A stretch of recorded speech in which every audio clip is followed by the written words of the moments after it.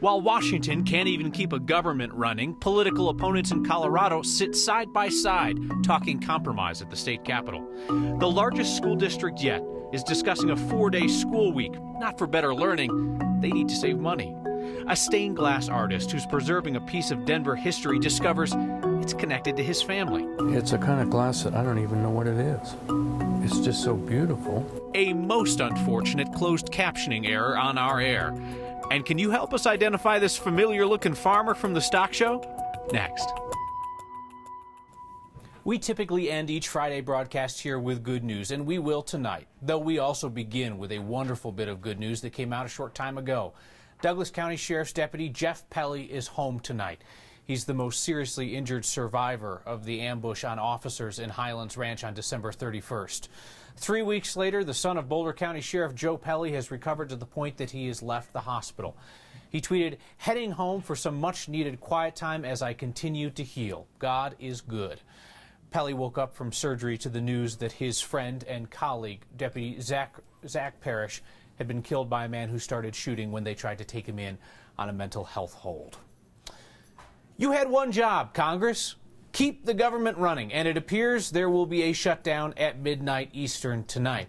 Republicans can't find enough Democratic votes in the Senate to pass their funding plan, so, blame goes this way and that.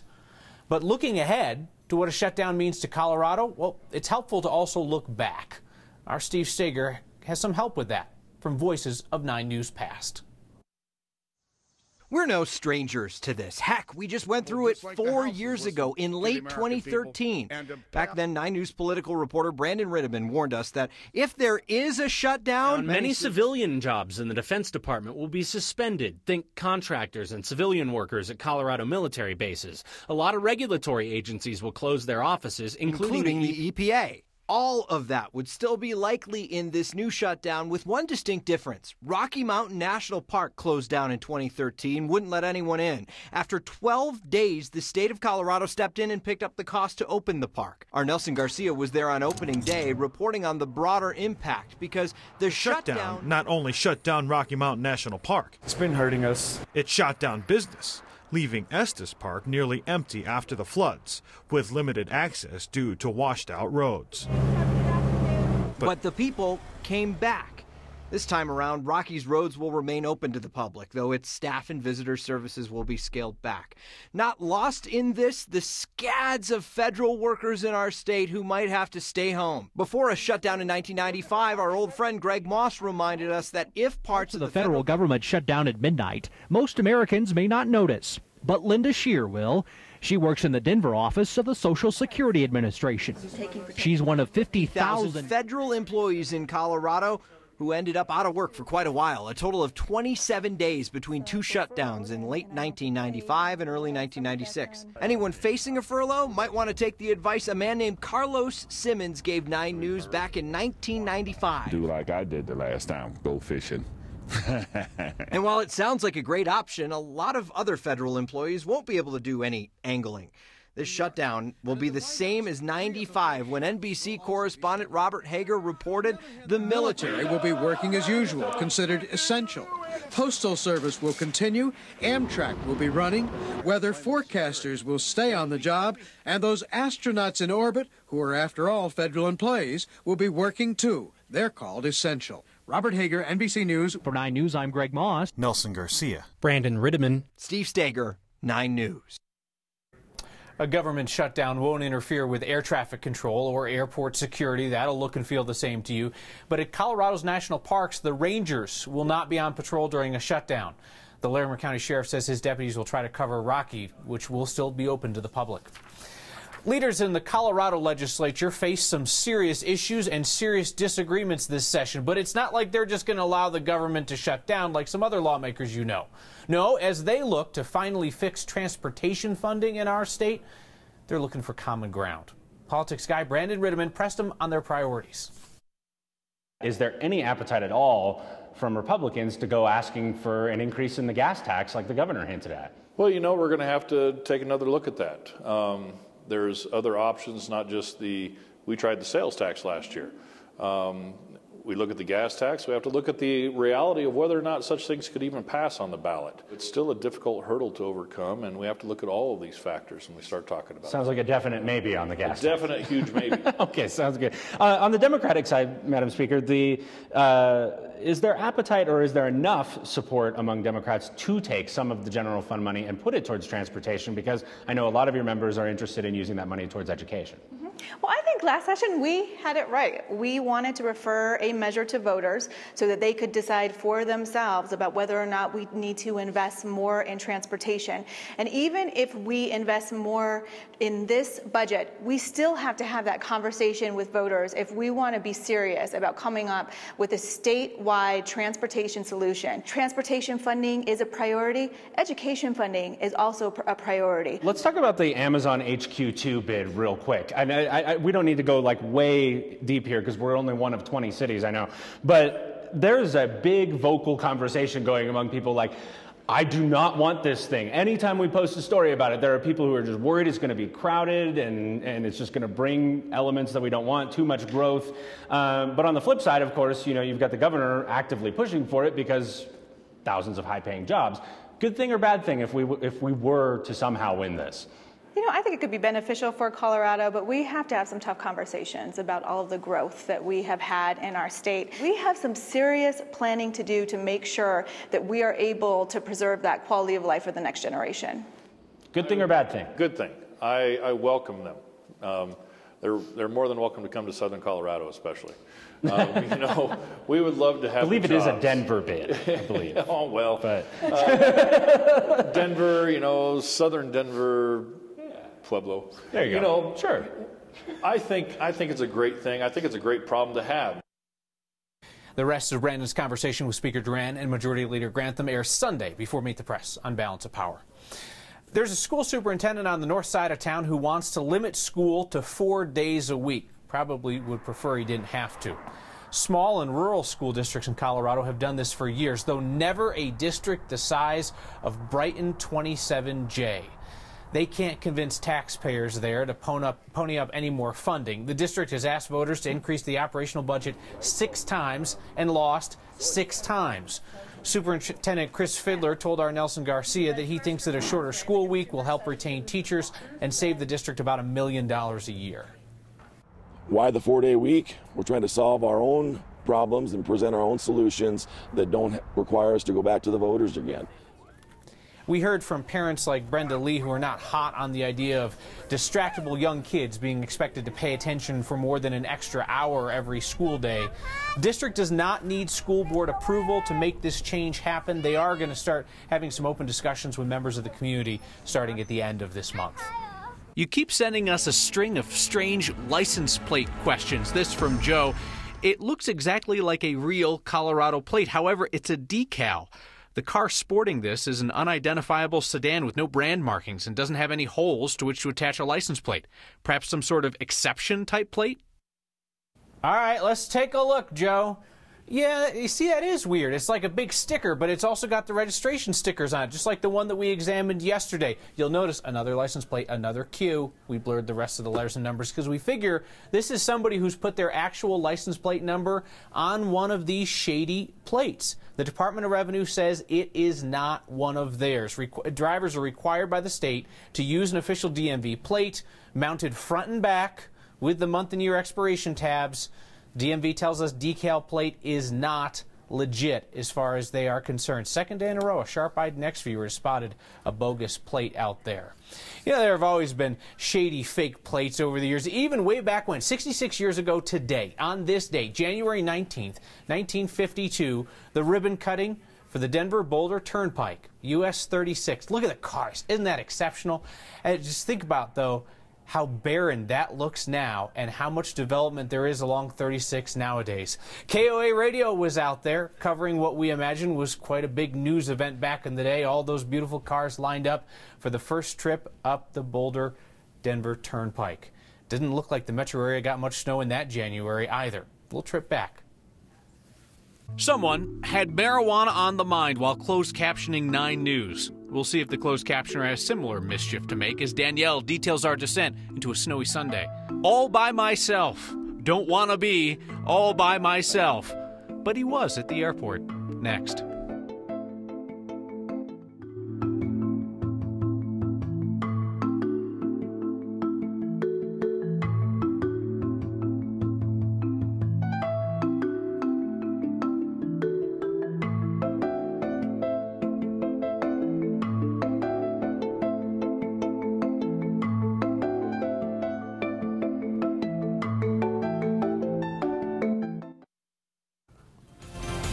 The most Colorado thing we saw today is a closed captioning mishap that happened on our own air. Danielle Grant's forecast mentioned the Eastern Plains, but somehow it got closed captioned as across the Eastern Marijuanas.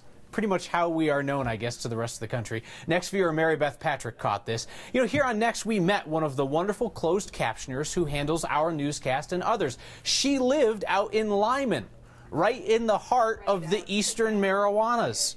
She's typing 225 words a minute, so no surprise. Sometimes they come out a little sideways.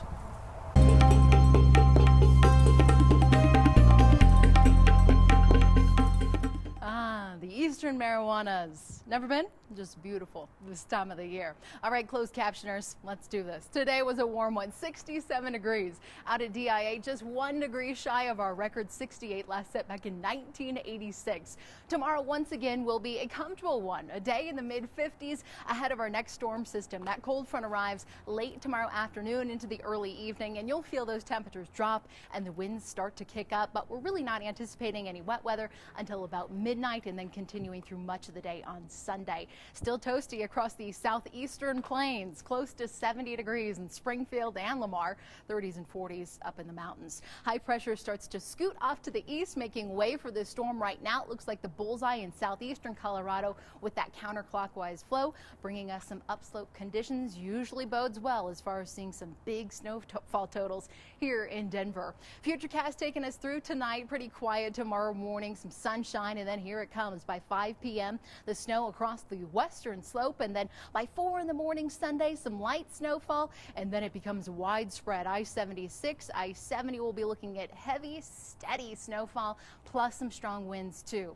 Right now, early indications about 4 to 8 inches of snow here in the city by late Sunday night. This would make it the biggest snowfall so far for the season. About 3 to 6 in northern Colorado, higher amounts to the east, the south, and around 6 to 12 for the Front Range Mountains. Travel advisories in place across the eastern plains. They could see about 4 to 8 inches, 5 to 10 for our central mountains, and an advisory toward the San Juans. We cool things off to the upper 20s with that snow, the blustery winds, and then we're back to the 30s and 40s for most of next week with quiet conditions coming our way. Kyle, perfect time. You and me, road trip to the Eastern Marijuanas. I don't know. I'm thinking about going up to the Cannabis Mountains. How much snow are they getting again? Maybe 6 Yeah, I'm just watching the closed captioning. That's all I'm doing. Thank you, Danielle.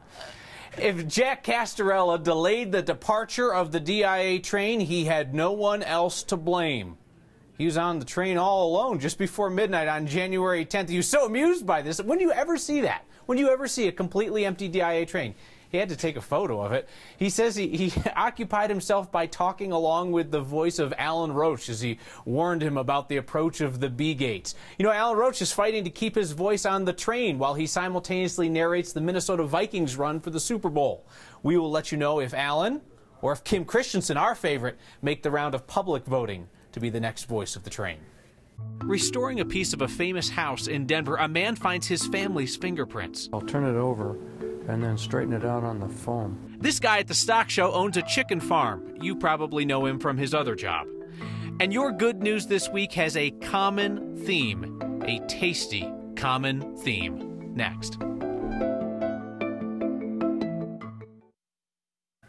Do you consider your job to be stressful? Like carefully removing historic stained glass without breaking it stressful? Yeah, my job isn't that stressful either.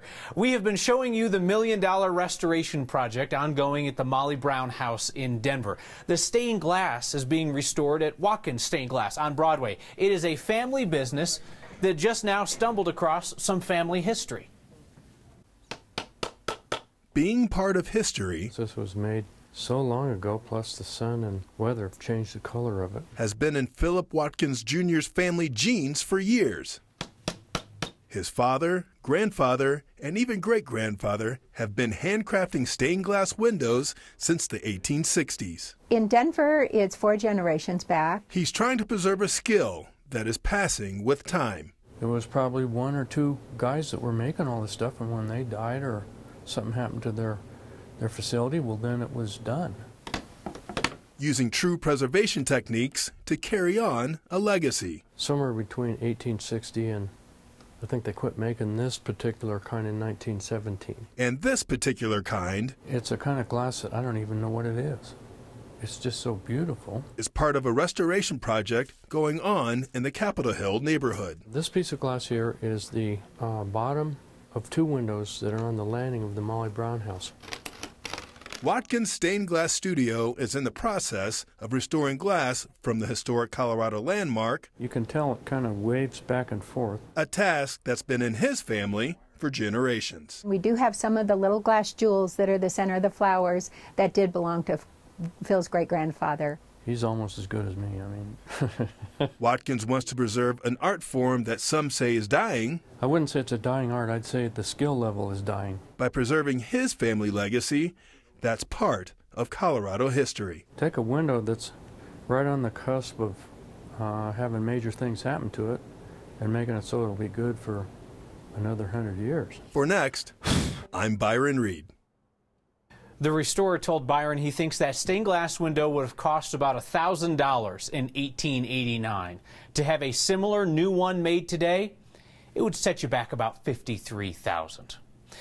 I always wonder what new transplants to Colorado think that they have gotten into when they see that we excitedly trot an enormous steer into the fanciest old hotel in the city each January. Happened again today. The National Western Stock Show's grand champion steer at the Brown Palace for afternoon tea.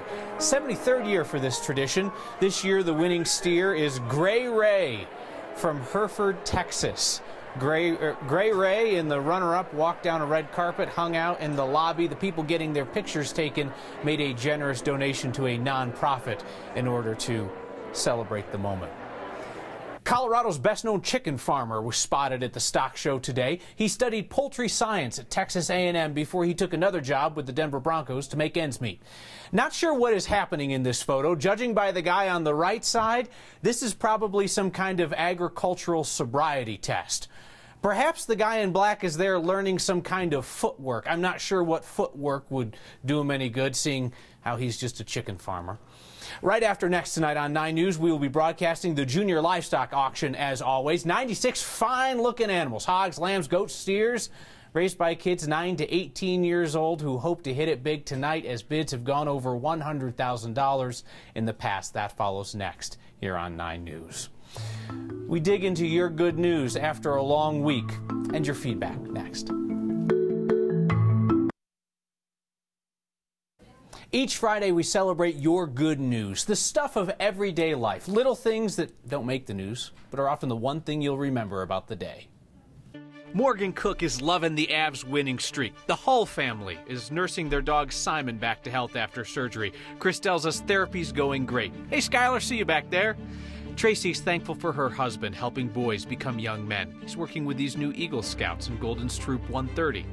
Can I just say I love how food motivated you people are? I asked for good news and you gave us a smorgasbord.